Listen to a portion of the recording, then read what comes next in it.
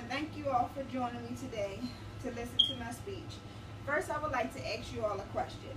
Do you all agree with elderly drivers being able to drive? Yes. And when I say elderly, I'm talking about 65 and older. And some people say no, some people say yes. I don't really disagree with it. I just have a concern with it. According to the Disease for Center Control and Prevention, in 2008, more than 5,500 elderly drivers over the age of 65 were killed, and more than 183 were injured in motor vehicle crashes, which amounts to 15 elderly drivers being killed and 500 injured in crashes on average every day. Although driving helps elderly drivers over the age of 65 to stay mobile and independent, there are risks.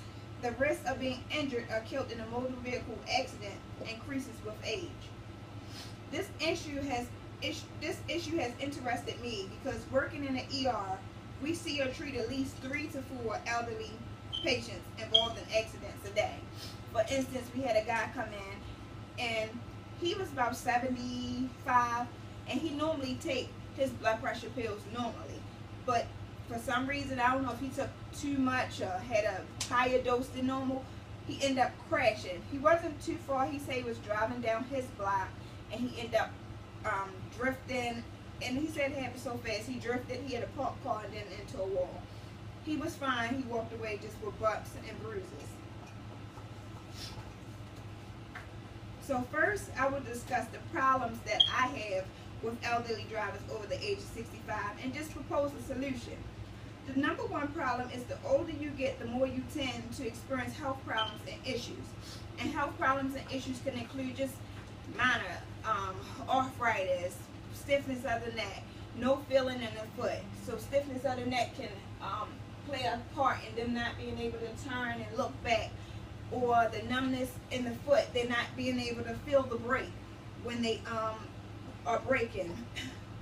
And also Alzheimer's and dementia play a big part. Alzheimer's patients, they can remember some things. They can remember how to go to the grocery store, but once they get to the grocery store, they may forget how to get back. And with dementia, they just don't know that they're having a problem with driving because the brain is affected all over. And the number one disease that patients suffer with, some older patients suffer with, is Parkinson's disease, which deals with tremors and shakes and stuff, which can affect their driving.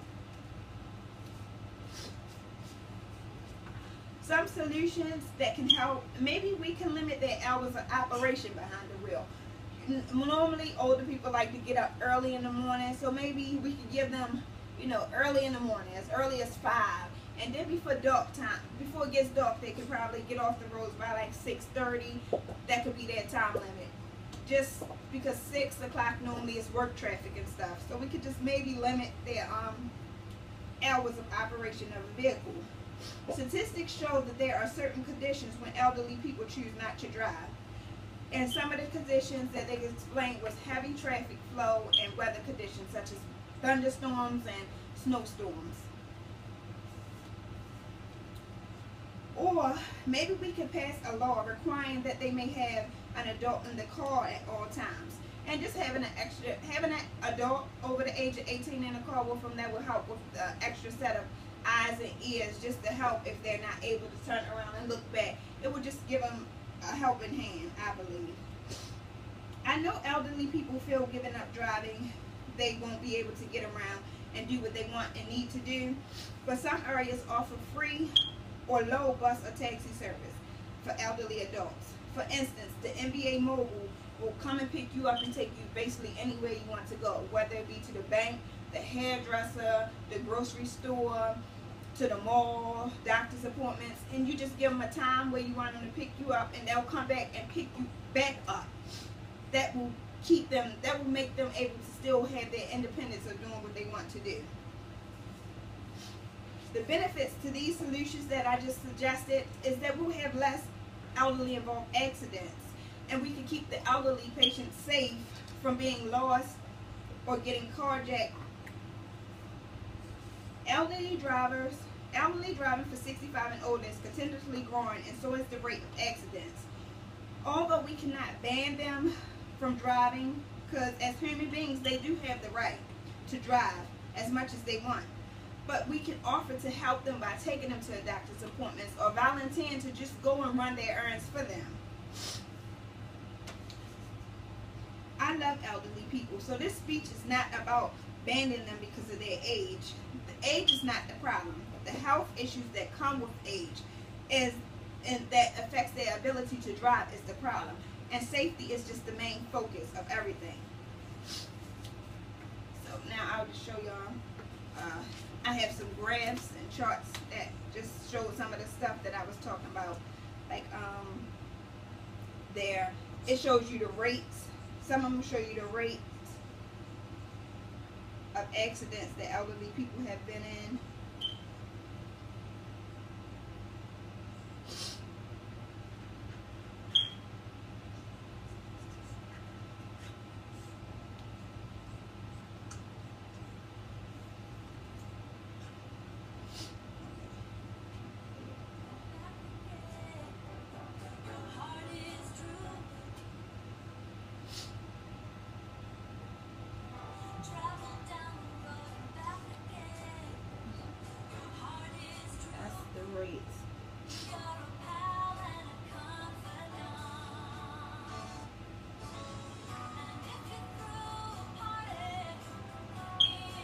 That was how many elderly drivers were killed.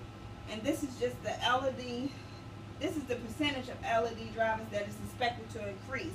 This is from 1967, and this is how high this is expected to increase in 2030.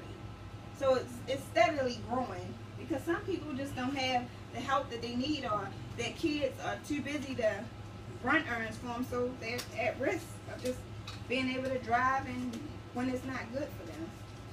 So my work sites that I used were Elderly Drivers, Center for Disease Control and Prevention, National Institute on Aging, Aging Parents and Elderly Care, Reality of Fatal Statistics for Elderly Adults, Swartz Catering the Aging Population, and CarInsurance.com, 2010.